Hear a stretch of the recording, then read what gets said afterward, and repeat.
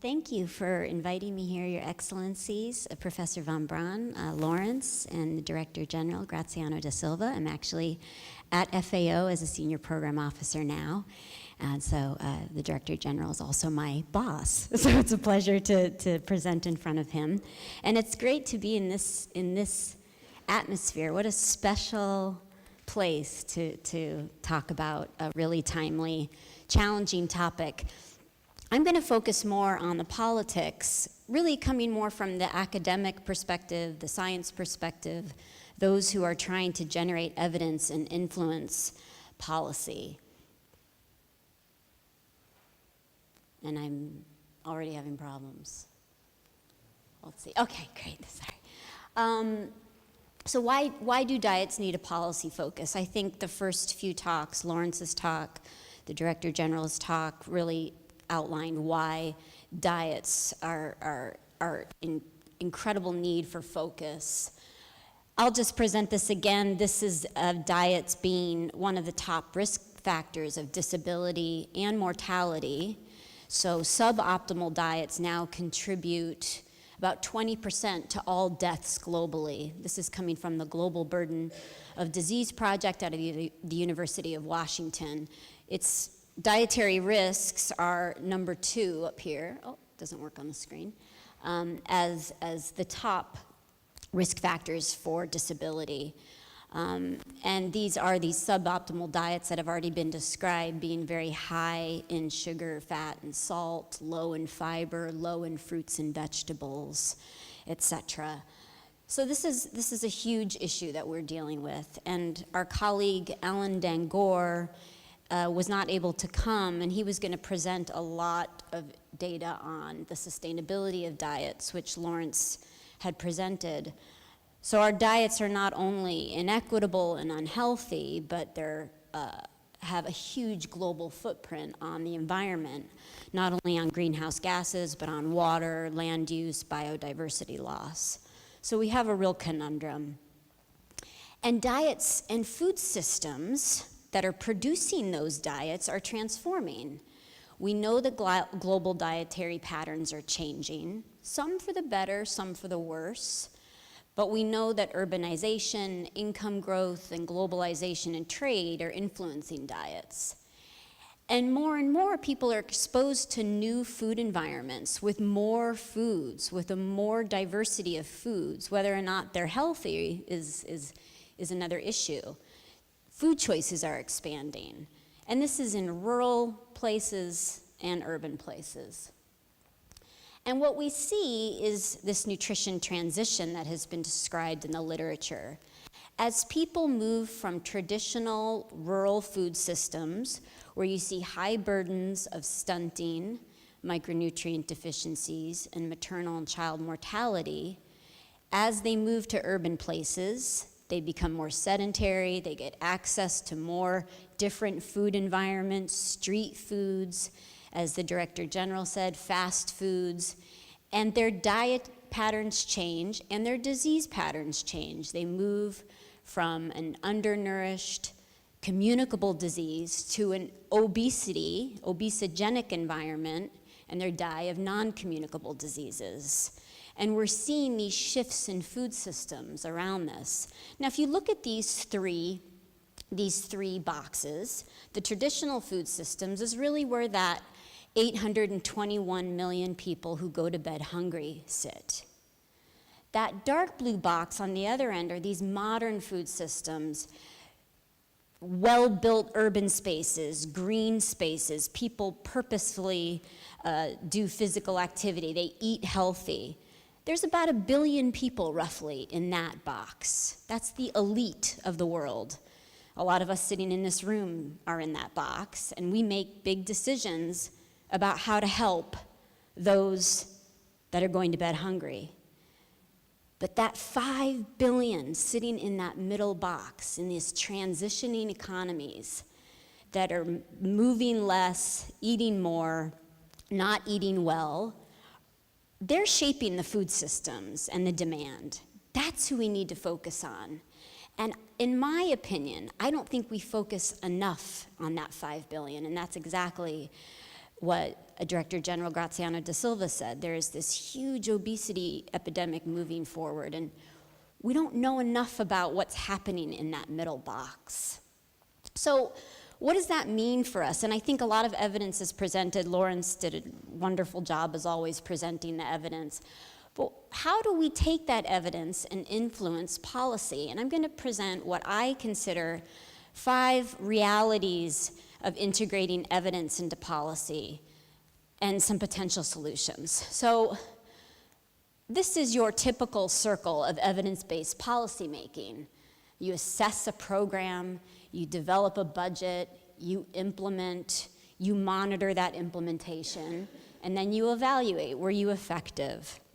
Well, I love this quote, there is no policy cycle in which to inject scientific evidence at the point of decision.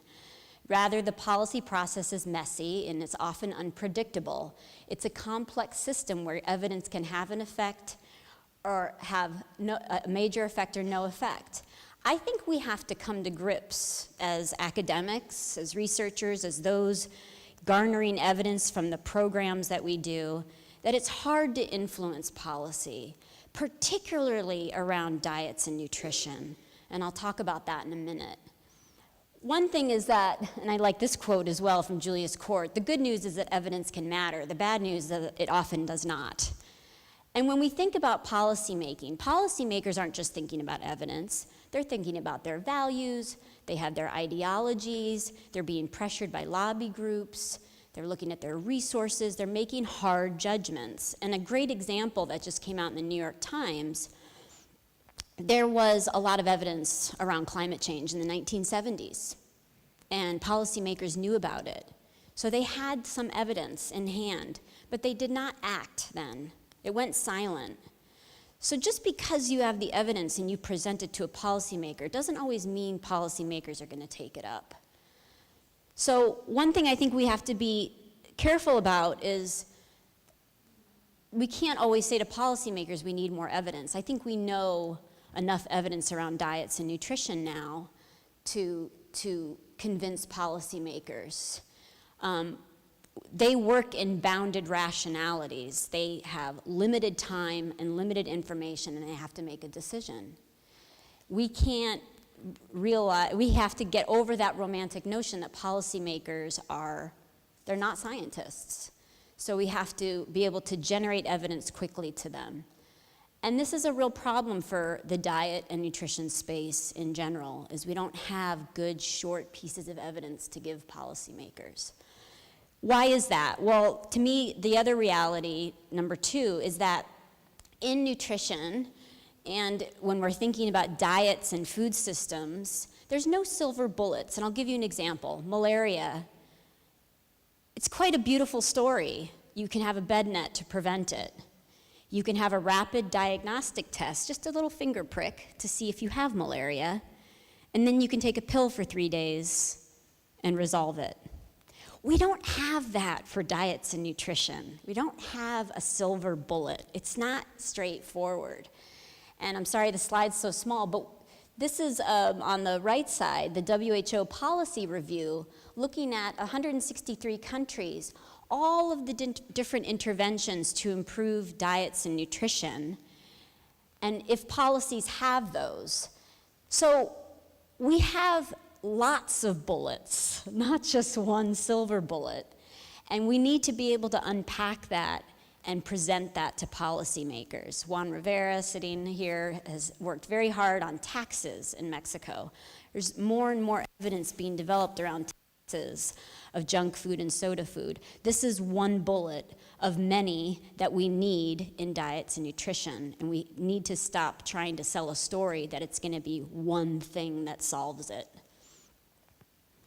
The reality number 3 is that policies and those bullets are important, but we need financing.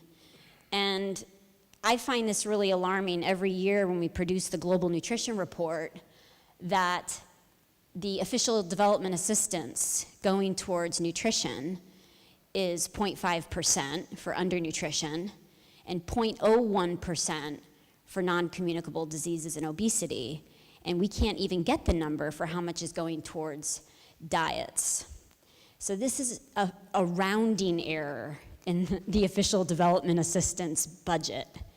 This is really detrimental. But we know that it's going to cost societies trillions and trillions of dollars. What are those consequences? Well, there's really three. There's health, social, and economic consequences. These could be important selling points for policymakers. Thinking about human capital, encouraging policymakers to think about building knowledge-based economies. Nutrition and diets are very central to that. And we know that there's real implications across health, social, and economic burdens of society. So one solution is we have to come to grips that it's expensive, though. To solve the nutrition issue and to improve food systems, it's going to be very expensive. There's been no costing of what healthy food systems should look like. There have been costings of how we can reduce stunting, anemia, exclusive breastfeeding improvements, and wasting. And it's about $7 billion annually up to 2025. Now you could say that's a lot, but I think all of you know this guy. This is Jeff Bezos, head of Amazon.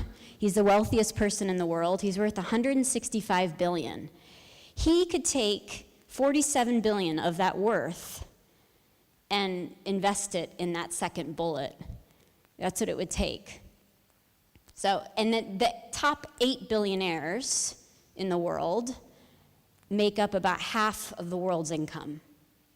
So it's staggering. So you have a couple of people in the world who could potentially solve this issue if they put their minds to it. The other reality is that policymakers, and a lot of you in the room, even as decision makers, you have to make hard choices. You're presented evidence every day, and you have to make a choice. Is it going to be human health or planet health? Is it going to be economic growth or human capital? What's it going to be? And this is a diagram showing you the SDGs are one of these sticky points in which if we all tried to work on 17 goals, there's going to be trade-offs, and there are hard choices that they have to make. Even with SDG 2, some of the other SDGs are going to have negative impacts on achieving SDG 2. And we have to remember that policymakers are always thinking about these trade-offs. Human health or planet health? Can we have both? If we can't, what are we willing to live with?